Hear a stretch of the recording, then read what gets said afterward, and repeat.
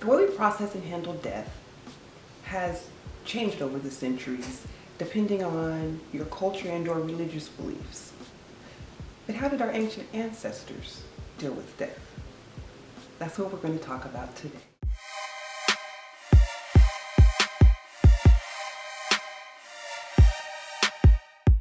Hello everyone, and welcome back to Just K. If you're new here, consider clicking on that subscribe button and the notification bell so you can always be notified when I have a video coming up. For my returnees, for my subscribers, thank you again, and I'm glad you're back. Today we're going to talk about our ancestral practices surrounding death rituals, and we're going to do it through one of the most commonly studied, and that is through the Egyptian rituals surrounding death. But first, we got to talk some about the main characters in this story. Thoth. He's said to be born from the lips of Ra at the beginning of creation, known as the god without a mother.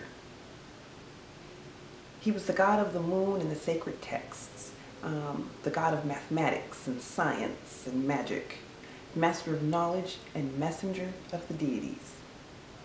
It is said that in the days before Ra left the earth, his wisdom told him that Nut would bear a child. Nut is the sky goddess. It is said that she would bear a child and that one of her children would replace Ra and reign over the earth. So Ra cursed Nut, and the curse was that she could not give birth on any day of the year. Nut was so upset by this that she goes to Thoth for help. Thoth challenges Kinsu, the god of the moon, to a game of draughts, knowing that Kinsu often loses this game. So as Kinsu loses, he loses light, and Thoth collects it. He collects enough light to make 5 extra days. Those days are set between the end of the last year and the beginning of the new year. This allows Nut to give birth during those 5 days. So on the first of these days, she has Osiris. On the third, she has Set. On the fourth, she has Isis, and on the fifth, she has Nephthys. The second being reserved for Horus.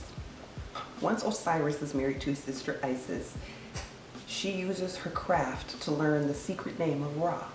Once that is done, Osiris is now the sole ruler and reigning over the earth, as Ra had once done. So who is Osiris? Osiris is, as we know, the first son of Nut, originally the god and principle of fertility of the Nile. He becomes incarnate on earth as the son of Geb, the earth god. We know about his 2 sisters, Isis and Nephthys. Once he married Isis and became the ruler reigning earth, earth was kind, was happy, and things were going well. This upset his brother Set, who was married to Nephthys.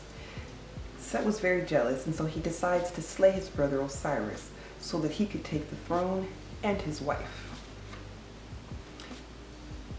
There are 2 stories. It's that he either killed Osiris or he caused him to drown by the side of a canal in a place called Netet. So Isis, with the help of her sister Nephthys, go to Netet and they rescue Osiris's body. With the help of a sun god, the son of Ra, Anpu, they embalm the body, lay it on a tomb, and surround it by sycamore trees to let it grow. But before embalming, Isis uses her magic to temporarily bring Osiris to life so that she could beget a son, an heir of Osiris. The heir was Horus. After getting pregnant with Horus, Isis retreats to give birth, moving from place to place to avoid the prosecution of Set. Eventually, Set is able to catch up to Isis. He kills Horus through a Scorpio sting. Thoth steps in and he restores Horus's life. So when Horus grows up, he sets out to avenge his father's death and has a major war with Set. He defeats Set in this war, but not before Set is able to tear his eye out and take it.